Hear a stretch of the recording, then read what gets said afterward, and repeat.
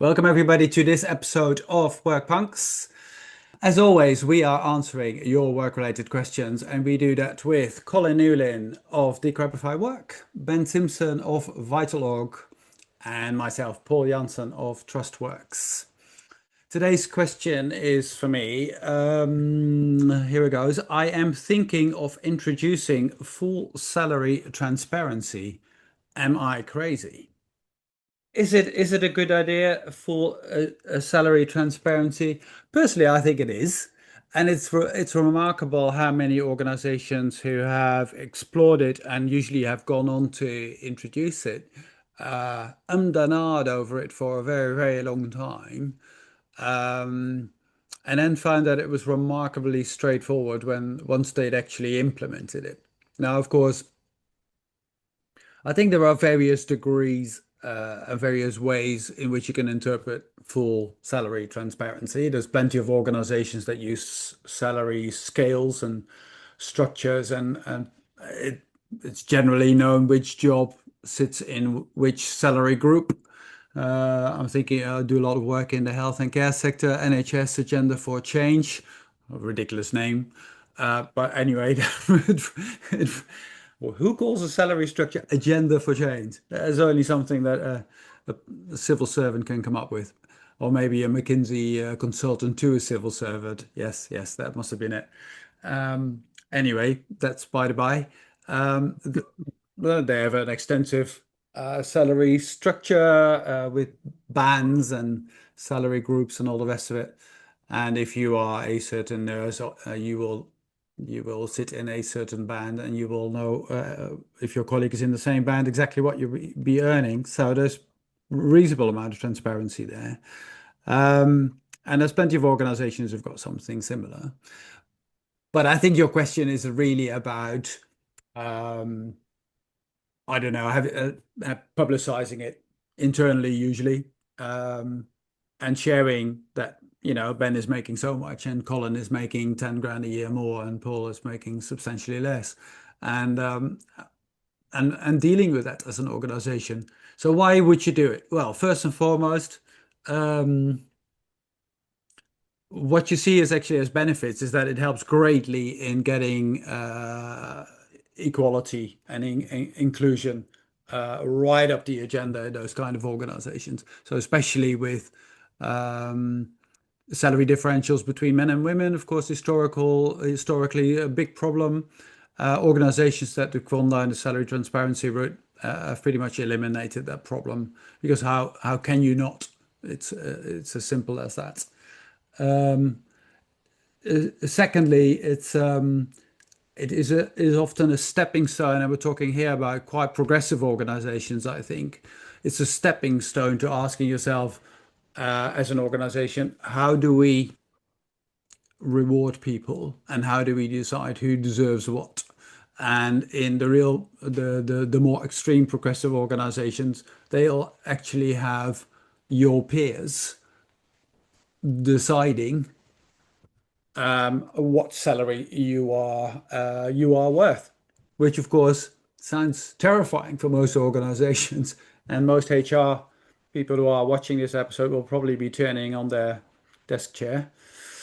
But when you think about it, it makes perfect sense. If you're all in it together, if you're all working towards the same purpose, we all know that certain people have great skill sets that contribute more to the success of the organization than others. Some people have more responsibility than others. We're all comfortable with allocating a certain amount of remuneration to that. And doing that then, therefore, transparently, and having that done in a dialogue is ambitious but possible. So yeah, if you want to check out a few case studies of organizations that have done this, you could look at I know for certain POD group here in Cambridge, and I believe Peerdem do it as well. They're based in Switzerland, but they're an international organization. I wouldn't probably do it as a first step towards improving your openness and inclusivity in your organization. That might be a little bit ambitious, but it can be done. I mean, I think the bottom line is this, and I'm taking things slightly off topic, but I think a good question for the person asking this question is if if money is something that's seen as a bit of a hot topic in the organization, then definitely don't go to this as as a way of solving it, but also have a dig around and try and understand what's at the roots of it being a bit of a hot topic. So I think there's a lot that I've learned over the years that if people are talking about money, it means some of their other needs are not being met. So I would take, if it is a hot topic, I would take that as a signal to look at everything else that isn't salary that might not be, that might be a reason for, dissent, friction between people, tension, turnover. All of those are all manifestations of what might be rumbling around under the surface.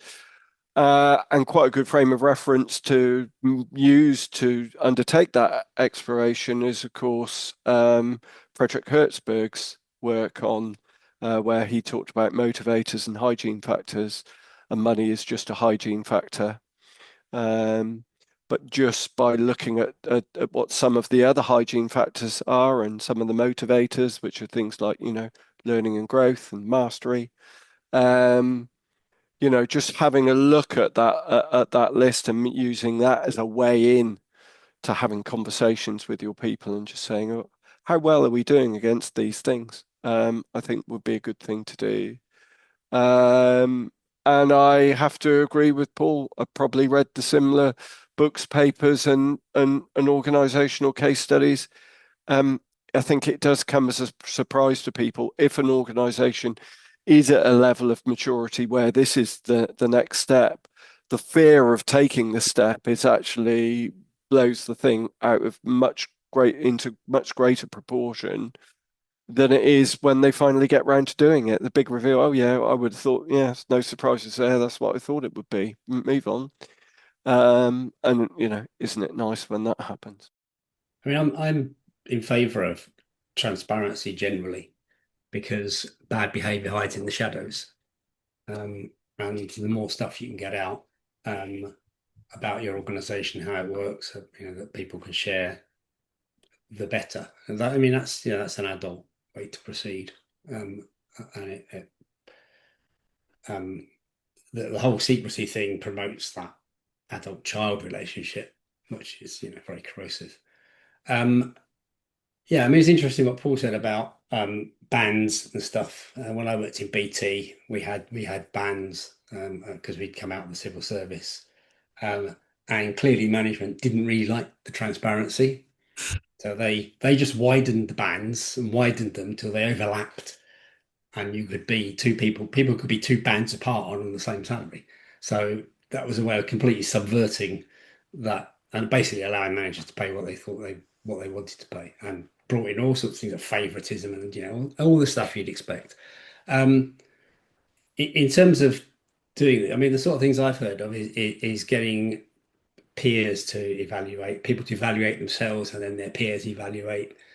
So there's a lot more to this than just putting the salary charts up. It's much more about building that trust and respect and honesty and openness, um, and treating people like adults. Yeah, and so it's something you have to work towards because let's face it, in a lot of organisations, um, a lot of people in charge just overgrown teenagers, and we know what they're like. So you have to move towards it slowly. Um, and the effect that you see is that people generally rate themselves or give themselves a lower salary than their peers do, and so their peers evaluation generally adjusts it up. But it also means you have a proper conversation about, like, well, what are we doing here, guys? Who's adding the value? Who do we rate ourselves internally? And if there's somebody that nobody rates and they don't want to do anything about it, then you have to take some action. Yeah. Um, Yeah, so I think I do think it's a good objective. I do think it's something that successful companies will do in the future. Yeah, I see it very much as the part of the new design of companies, really. Yeah, I think you're right, and I think while I was listening to you, I was realizing that it becomes a logical next step almost if you have already infused your way of working as an organization with the principle of transparency, right? So if you share data on how the company is doing, as a matter of course, if you share, lots of performance data of each other because you want to basically you trust everybody to do the right thing with it, and they need that information to understand what's important, what is less important, where we're doing well and where we're doing not so well, and all that sort of stuff. Then this next step is not a big leap. It's probably just yeah, just like I said, it's just a next step. So it becomes easier to take, and in that you can include then also competitive information, right? So okay, so what are the salaries for similar roles in other organizations, and just be open about that as well. That guess what? Some people will want to will be thinking about perhaps jumping ship and going to another organization. Shock horror. We all pretend that that doesn't happen and are upset when one of our subordinates or colleagues decides to go towards the competition or another organization.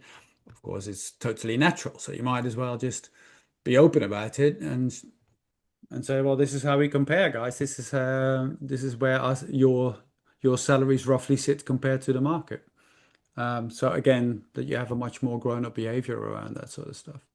It also takes the focus off just the money, because what you then say is, well, actually, let's look at the whole package that you get, and we know that what people really value, purpose, clarity of objectives, and opportunities, clear opportunities for progression. And so if you're offering those, you don't have to pay above market rate. You might even pay less than market rate, but you can say to people, we're giving you all the other stuff. If you look at it in the round, yeah, you can go somewhere else and get more money. Yeah. But are you going to be happier because they don't do all the other stuff that we think is valuable? Perhaps the final thought that we might leave this the originator of the question with is that very thing, that the bit that doesn't get talked about in the Hertzberg model is that all of the motivators are absolutely free. They are a result of managers employing the time and the emotional energy and building the trust, and really seeing as part of their role is to enable their people to be as successful as they can possibly be. All that comes absolutely for free. All the other stuff, the stuff below the line, principally salary, benefits, etc. Once you start competing for talent on the hygiene factors, you are on a one-way road to just ever increasing costs. As Hertzberg showed and Dan Pink after, you pay people more money and they like it for a couple of months, and then they just get used to that same level of disposable income, and it stops being a motivator anymore. So the only way is just, and we end that, it becomes a bit of a drug. So my advice is, don't get caught in that trap. Take some of the other steps that you can much more easily make about being much more open and transparent with the business's numbers, and you will know when the time is right to do the big reveal on salaries, and it probably won't be nearly as scary as you thought it would be. With those wise words, I think we've come to the end of this episode of Work Punks. Thank you for watching and listening, and we'll hope to see you next time. Bye. Brilliant. Cheerio. Bye.